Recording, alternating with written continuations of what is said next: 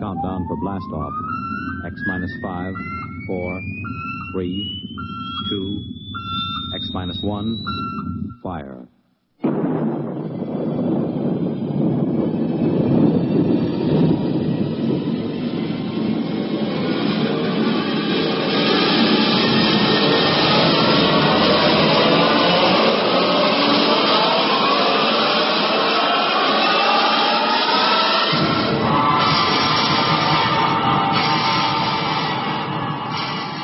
From the far horizons of the unknown come transcribed tales of new dimensions in time and space. These are stories of the future, adventures in which you'll live in a million, could be years, on 1,000 maybe worlds. The National Broadcasting Company, in cooperation with Galaxy Science Fiction Magazine, presents X minus 1.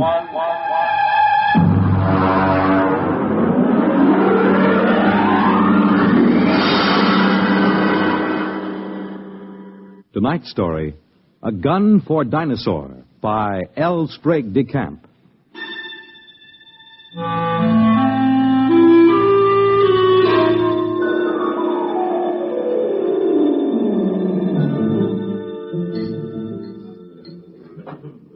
Just whiskey, please. No soda. Ice, Mr. Rivers? Good heavens, no. I have been in America for some time, but not that long. Well, to a fine dinosaur. Well, now, just a moment, Mr. Seligman. I won't take you hunting late Mesozoic dinosaur. Why not? How much do you weigh? About 9 stone? 130 pounds. Yeah, I thought so. It's not heavy enough. But your advertisement. You said safaris arranged to any time period. Well, I'll take you to any period in the Cenozoic. I'll get you a shot at any entelodont or even mammoth or mastodon. They have fine heads. But I'll jolly well not take you to the Jurassic or the Cretaceous. You're just too small. But what's my weight got to do with it? Look here, old boy. What did you think you were going to shoot those dinosaurs with? Well, Well, look over here in this case. That's my own gun, a Continental 600. That shoots a pair of Nitro Express cartridges the size of bananas. It's designed for knocking down elephant, not just wounding them, but knocking them base over apex. Well, now, I've handled guns. No. Look, I've been guiding hunting parties for over 20 years. But I've never known a man your size who could handle a 6-0. It knocks him over. Well, people have killed elephant with lighter guns, even a 375. Ah, yes, but consider an elephant weighs, well, let's say from 4 to 6 ton. You're planning to shoot reptiles weighing 2 to 3 times as much as an elephant. Now, I tell you, Mr. Seligman, I won't take anybody hunting dinosaur who can't handle a 6-0. Look, let's pour another drink, and I'll tell you why. You see, I went into the partnership with the Raja about 5 years ago. I call him that because he's the hereditary monarch of Jaipur. It means nothing, of course. We both wanted to do a bit of hunting again. And Africa's all played out. It's too civilized now. So when we heard of Professor Prohaska's time machine at Washington University, we caught the next plane to St. Louis. The foundation administering the machine had worked out an arrangement splitting the time between scientific parties and hunters who wanted to try their luck at prehistoric game. Hunters paid through the nose, of course, to support the project. Well, it was about our 5th safari that Courtney James showed up. He's what you chaps call a playboy, a big bloke, handsome in a way, florid, beginning to turn to fat. He was on his 4th wife. And when he showed up at the office with a blonde, I assumed that this was the 4th Mrs. James. But he left her in the outer office and corrected my assumption. Bunny? Oh, no, she's not my wife. My wife is in Mexico, I think, getting a divorce. But Bunny here would like to go along. I'm sorry. We don't take ladies. Not to the late Mesozoic. If she wants to go, she'll go. She skis and flies my airplane, so why shouldn't she? There are enough risks at 85 million BC without adding to them. I'm sorry, but it's against the firm's policy. Now, look here. I'm paying you a lot of money. I'm entitled... You can't hire me to do anything against my best judgment. Now, if that's how you feel, get another guide. All right. But let me tell you.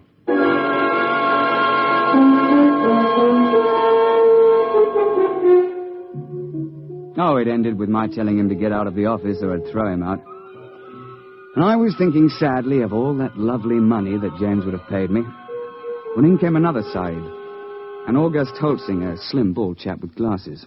Mr. Rivers, I don't want you to think I'm here under false pretenses. I'm really not much of an outdoorsman, and I'll probably be scared to death when I see a real dinosaur. Well, most of us are frightened at first, but it doesn't do to speak of it. Well, you see, I've always run a grocery store till my uncle died, and, well, I've got a great deal of money now. Uh-huh.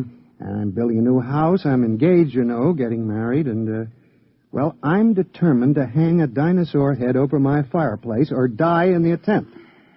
A ceratopsian, I think. That's the one with the big horned head and the frill over the neck, isn't it? Well, you want to think twice about that, If you put a 7-foot triceratops head into a small living room, there's apt to be no room left for anything else. I know it's ridiculous, but I'm determined to do something big for once.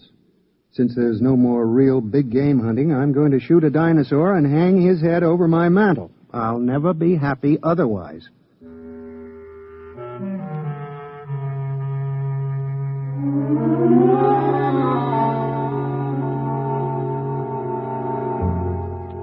The Roger and I decided to make it to the Middle Cretaceous. That's about 85 million years ago. It's the best period for dinosaur in Missouri. So we drove Holtzinger into the country to let him try the 600. It's rather heavy. Look, you look out. There's quite a kick. Couldn't you fire it prone? Oh, not a gun that big. There's not enough give. You'd break your shoulder. All right. Take the safety off. Like this? Yeah. Take my hand. I'll help you up. Thank you. I think I better try something smaller. Well, he took a fancy to my Manchester 70, chambered for a .375 Magnum cartridge. That's a little light for elephant, and very definitely light for dinosaur, but we were in a hurry. And then, of course, just before we were ready to trek, James showed up and apologized for insulting me.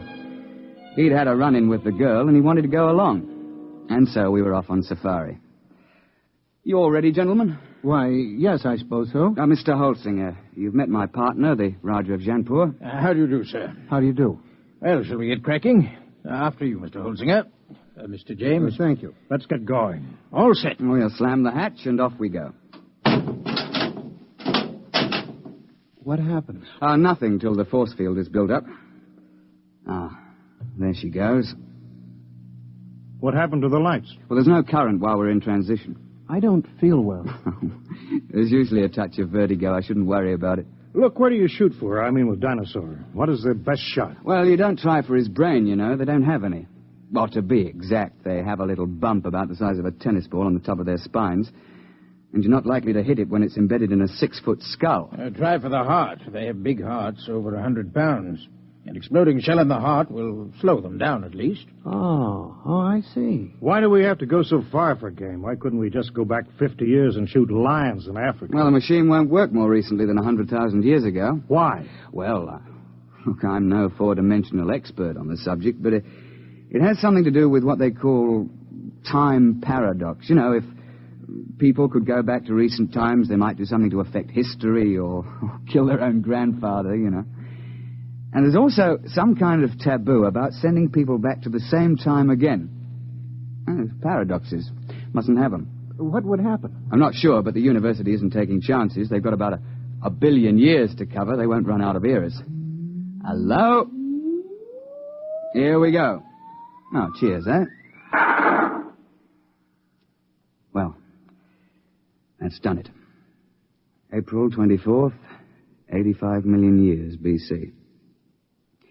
Now then, careful. Keep the safety on your gun.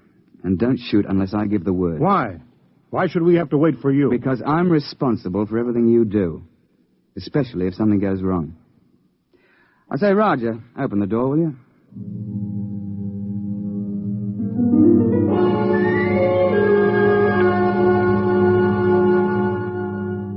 In this period, the time chamber materializes on top of a rocky rise. At the west, you see the arm of the Kansas Sea that reaches across Missouri, and the big swamp where the sauropods live. To the east, the land slopes up to a plateau. It's good for ceratopsians.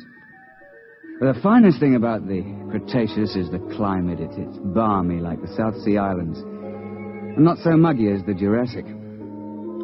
Oh, we sent the time chamber back off and looked about. It was spring, with the dwarf magnolias in bloom all over. Down towards the Kansas Sea, cycads and willows grew, while the uplands were covered with screw pins and ginkgo. Yeah, well, I'm no ruddy poet, but I can appreciate a beautiful scene. Well, I was looking through the haze and sniffing the air. I got him!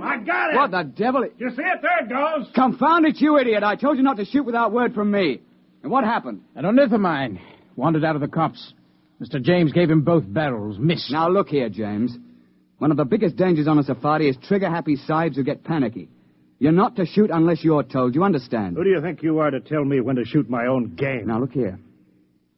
Firstly, if you shoot off all your ammunition before the trip is over, your gun won't be available in case of a pinch. And secondly, if you empty both barrels, what would happen if a big theropod should charge before you could reload? And finally, it's not sporting to shoot everything in sight. Is that clear? All right. Well, now then. First task is fresh meat.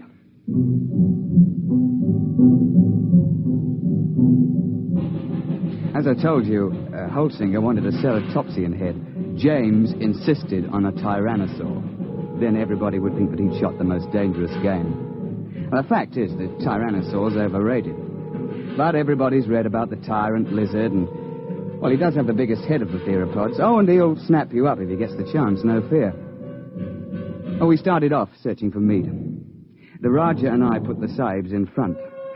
We tell them it's so that they'll get the first shot, which is true, but another reason is that they're always tripping and falling with their guns cocked, and if the guide were in front, he'd get shot.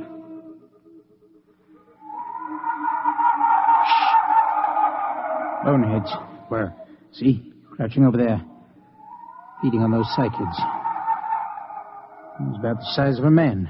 They look intelligent. Well, not likely. That bulge on the head is solid bone. Now then, hold on there, James. You've had your shot for the day. Hold your fire until Holsinger shoots. Yeah, sure. All right, go ahead, Mr. Holsinger. Doesn't matter which one? No, here. Try that one by the rock. There's a good clear shot. Well, take your safety off. Oh. Go ahead now. Well? Shh. Nuts, I've had enough of this. James, don't... I got him clean right through the heart. First shot, how's that? I thought you were going to give Holsinger the first crack. It's his turn. Well, I waited. Took so long I thought he'd gotten buck fever. Very well. But if this sort of thing happens once more, we leave you at camp the next time we go out. The next couple of days, we trekked around the neighborhood and then headed over to the sauropod swamp, over to the west. We were staked out along the edge of the lake, watching a big beggar out in the swamp waving his head about. And they're the big ones. They look something like the brontosaur. Can't we shoot him? I wouldn't. Why not? Well, there's no point to it, and it's not sporting. Like, if you kill one in the water, he sinks and can't be recovered. And if you kill one on land, well, the only trophy is that little head on the top of that long neck. You can't bring that whole beast back because he weighs 30 tons or more. That museum in New York got one. Oh, yes. Well, they sent a party of 48 to the early Cretaceous with a 50 caliber machine gun. They spent 2 solid months hacking and sawing the carcass apart and hauling it to the time machine. I know the chap on the project, and he still has nightmares in which he smells decomposed dinosaur. And they also had to kill a dozen big sauropods who came in for the party. And then they had them lying around, too. They lost 3 men. Reggie, duckbill. Where? Where are they? Up there at the shoreline. Now, keep your voices down. You see? With the crest on the back of their heads. Mr. Rivers, I've been thinking over what you said about those heads. If I could get one of those duckbills, I'd be satisfied. It'd look big enough over my mantle, wouldn't it? I'm sure of it, old boy. Well, let's be off. Roger, you wait here with Mr. James. Shouldn't take us long.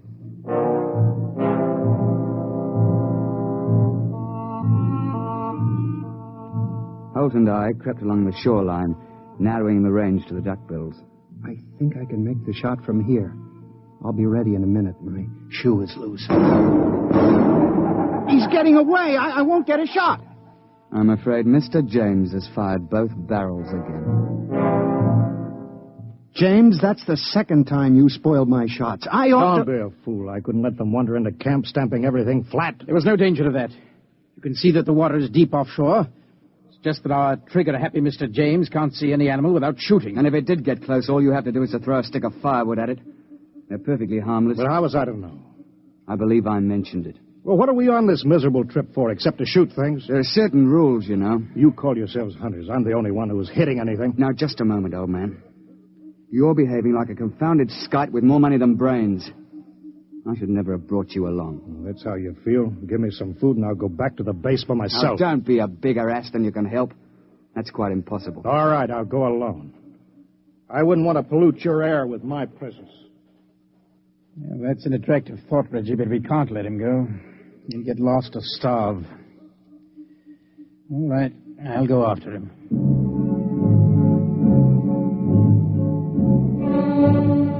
We stumbled along for several more days. James on his good behavior for a change. And on the 1st of May, we broke camp and headed north to the hills. It was hot and sticky. And we were soon panting and sweating like horses when I picked up the smell of carrion and heard the thrumming of the flies. We found a huge ceratopsian lying dead in a little hollow on the edge of the copse. He must have weighed 6 or 8 tons alive. Why couldn't I have gotten him before he died? That would have made a darn fine head. On your toes, chaps. The sauropod that's been at this carcass is probably nearby. How do you know? You see how the hide's been ripped off and the bones are scattered?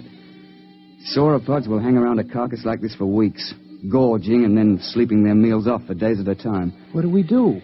Well, that's what we came after. Look, Roger, you take Mr. James through that way, and we'll parallel you 40 feet distant. Now keep your eyes open. It'll be hard to see in these woods unless you're right on top of him.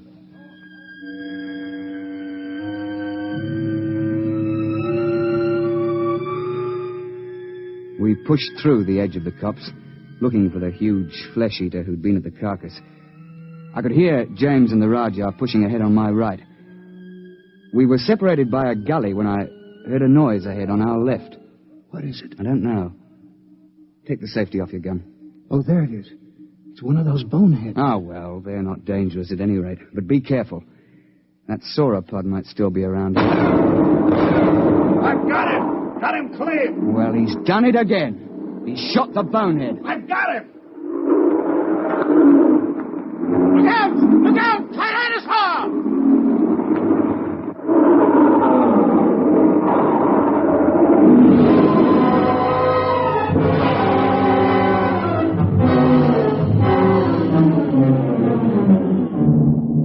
The Tyrannosaur heaved his head out of the shrubbery just in front of us.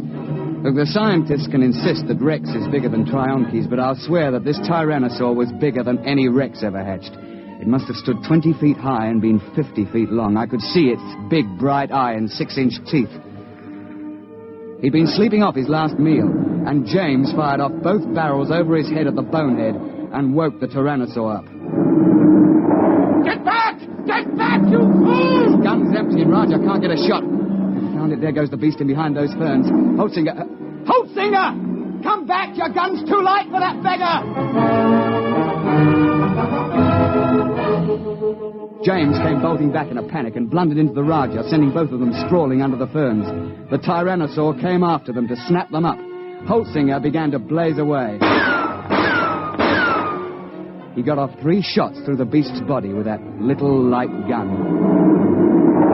The Tyrannosaur whirled around to see what was stinging it. The jaws came open, and the head swung around and down again. Holtzinger got off 1 more shot and tried to leap to one side. The Tyrannosaur continued its lunge and caught him in its jaws as he fell. Reggie! Stand clear! Heart's the only chance. It's no use. There he goes. Try a long shot. Ah, no, missed him clean. Poor Holtzinger. Well, that's the end. He stopped screaming. Did you notice? Oh, yes. Well, I expect we'd best track the beast. He might be dying. We should try to recover Holtzinger's remains. Yes, there's nothing else to do. No, nothing. It's a bad show all round.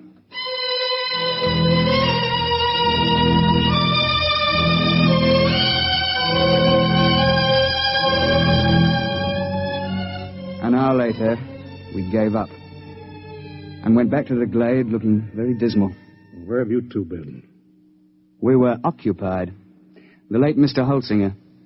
Remember? You shouldn't have gone off and left me. None of those things might have come along. Isn't it bad enough to lose one hunter through your stupidity? What? Sure, you put us in front of you, so if anybody gets eaten, it's one of us. That's... You stinking little swine. If you hadn't been a first-class idiot and blown those 2 barrels again, this never would have happened. Holtzinger died trying to save your worthless life. And I wish he'd failed. Oh, I ought to... Now then, my Leatherbuck, I'm glad you did that. It gives me a chance I've been waiting for. Now get up, and I'll be glad to finish off. You won't finish anybody off. All right, put your hands up. Both of you. Put that gun away. Don't be an idiot. I won't let anybody do that to me. You can't get away with murder. Why not? Won't be much left of you after you're hit with a 600 explosive shell. Nobody could prove anything. They can't hold you for a murder 85 million years old. The statute of limitations, you know. Nice work, Roger, old chap. Yes. Cretaceous rock. Doesn't quite have the balance of a cricket ball, but it's a bit harder, what? Well, suppose we tie this chap up and take him back to camp.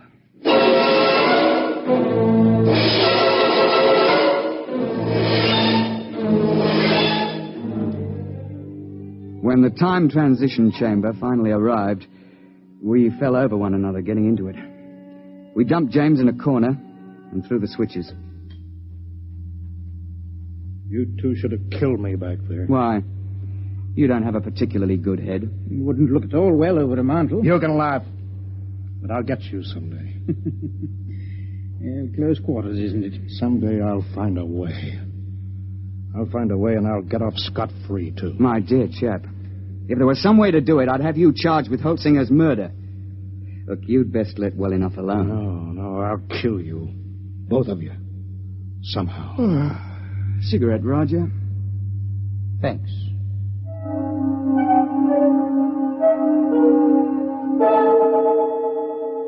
When we came out in the present, we handed him his empty gun, and off he went.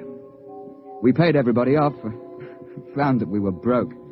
But quite luckily, a steel manufacturer turned up who wanted a mastodon head for his den. While we were standing in the laboratory at the university waiting for the time chamber, the technician, he's a bookish chap, a theoretical temporal physicist, was watching his dials and scopes. Oh, by the way, Mr. Rivers, you just missed him. Missed who? That last client of yours, Mr. James. Well, that's good luck. What was he doing here? Oh, he told me quite a tale. Said he'd lost his wallet back there. Said it contained some very valuable papers. It must have been valuable. Paid the university fee of $5,000 for the use of the chamber. He's on his way back there now. Back where? Well, he told me to send him back a few minutes before you arrived the last time. Then he could see himself drop the wallet. He's going to stand there and watch himself come out? Yeah, but, doesn't that create what you chaps call a paradox? What happens when a man tries to occupy the same time twice? No, we don't know. It's never been tried before. Well, we tried to warn him, but he insisted. Yes, I know. He's a headstrong chap. Still, you wouldn't think he'd chance it just for the sake of a wallet. Was he armed? Yes. He had a 375 Express. 375? Well, that's odd. He knows it's too light for dinosaurs. Yes, but not too light for a man. I say, Roger, you don't think Mr. James is lurking behind a bush back there until we show up again? And planning to pot us as we step out? That's impossible. We already did step out of the chamber and nothing happened. Yeah, but that was before Mr. James was waiting with an express rifle cocked. Hey, Doctor? But you mean he's planning to murder the two of you? I wouldn't be a bit surprised. I don't suppose there's anything you could do to stop the process now. No, it's too late. The chamber's in transition now.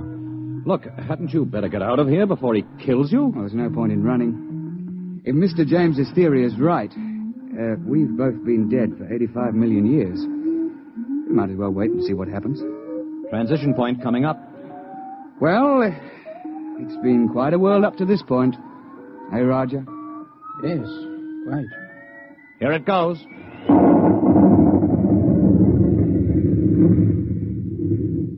Reggie, are you all right?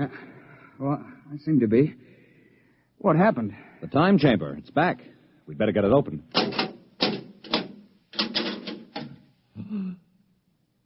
Good Lord, look at that. Ghastly, isn't it?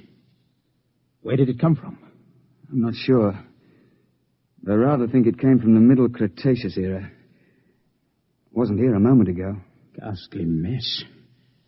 Looks as if every bone was pulverized and every blood vessel burst. I dare say. But that's his gun, all right. It's James, there's no doubt of it.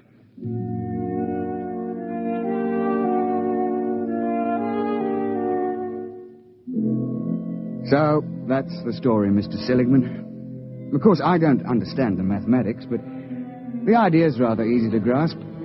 Nobody had shot us when we first emerged on the 24th of April, 85 million BC. And so, of course, that couldn't be changed. The instant James started to do anything that would make a paradox, the space-time forces snapped him forward and ripped him to bits. Well, they know a good deal about that now, and there's a safety margin of 500 years between each trip. You can't have paradoxes, you know. It just isn't done. And you see, I'm a lot more careful now. I shouldn't have taken James when I knew what a spoiled, unstable sort he was. Or Holtzinger either. When I saw that he was too small to shoot a dinosaur gun. With a heavier gun, he'd probably have knocked the Tyrannosaur down and saved his own life. So, Mr. Seligman, that's why I won't take you to that period to hunt. I'm sorry, but you're just too light. You're not big enough to handle a gun for dinosaur.